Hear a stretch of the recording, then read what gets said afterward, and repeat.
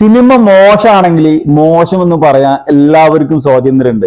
എന്ന് വെച്ച് അതിൽ അഭിനയിച്ച ആളുകളെ ബോഡി ഷെയ്മിങ് ചെയ്യുക, കളിയാക്കുക, ആ സിനിമയെ പൂർണ്ണമായിട്ടും ഇല്ലാണ്ടാക്കുന്ന തരത്തിൽ ആളുകളെ മുന്നിലേക്ക് ഉണ്ടാക്കി കൊടുക്കലല്ല കോക്കിന്റെ പോലത്തെ ആളുകൾ ചെയ്യേണ്ടത്. നമ്മുടെ കേരളത്തിൽ, നമ്മുടെ സമൂഹത്തിൽ നെഗറ്റിവിറ്റി പ്രോത്സാഹിപ്പിക്കപ്പെടുന്ന ഒരു കാലത്താണ് നമ്മൾ ജീവിക്കുന്നത്. അത്രയും നെഗറ്റിവിറ്റി പ്രകടിപ്പിക്കുന്ന, ഇതുപോലെ ബോഡി ഷേമിങ് ചെയ്യുന്ന, മറ്റാളുകളെ കളിയാക്കുന്ന ആളുകൾക്കൊക്കെ നല്ല പരിഗണനയും നല്ല സ്വാധീനവും സമൂഹത്തിൽ ഉണ്ടാക്കാനായിട്ട് ഈ സമൂഹത്തിൽ പറ്റും. അത് ഈ കോടികൾ ഉണ്ടാക്കി പടം എടുക്കുന്ന പല സിനിമകൾക്കും ഈ കോക്കിന്റെ റിവ്യൂല് അത് സംഭവിച്ചിട്ടുണ്ടാവും.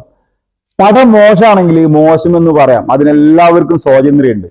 അല്ലാണ്ട് ഇതുപോലെ ഈ കൊണാപ്പം കാട്ടുന്ന പോലെ കളിയാക്കുക, ബോഡി ഷേമിങ് ചെയ്യുക, നടന്മാർ ഇല്ലാണ്ടാക്കാൻ വേണ്ടി ശ്രമിക്കുക, അതൊന്നും ചെയ്യുന്നത് ശരിയായിട്ടുള്ള ഒരു കാര്യമല്ല. അത് ആണുങ്ങൾക്ക് ചേർന്നതല്ല.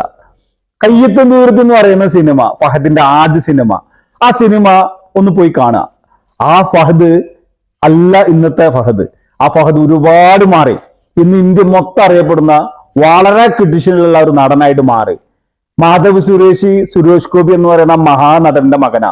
ആ മകന് ഏത് നിമിഷവും വേണമെങ്കിലും ഒരു നല്ല ക്യാരക്ടർ കിട്ടി സിനിമയിലേക്ക് നല്ല നടൻ എന്ന് പറയിപ്പിക്കാൻ വലിയ പണിയൊന്നും വേണ്ട. അതുകൊണ്ട് ഒരു നടനെ ഏതെങ്കിലും ഒന്നോ രണ്ടോ സിനിമ കൊണ്ട് വിലയിരുത്താനോ അദ്ദേഹത്തെ ബോഡി ഷേമിങ് ചെയ്യാനോ പാടില്ല. അത് ചെയ്യുന്നത് ചെറ്റത്തരാണ്, ഒറ്റത്തന്തർക്ക് വന്ന പരിപാടിയല്ല.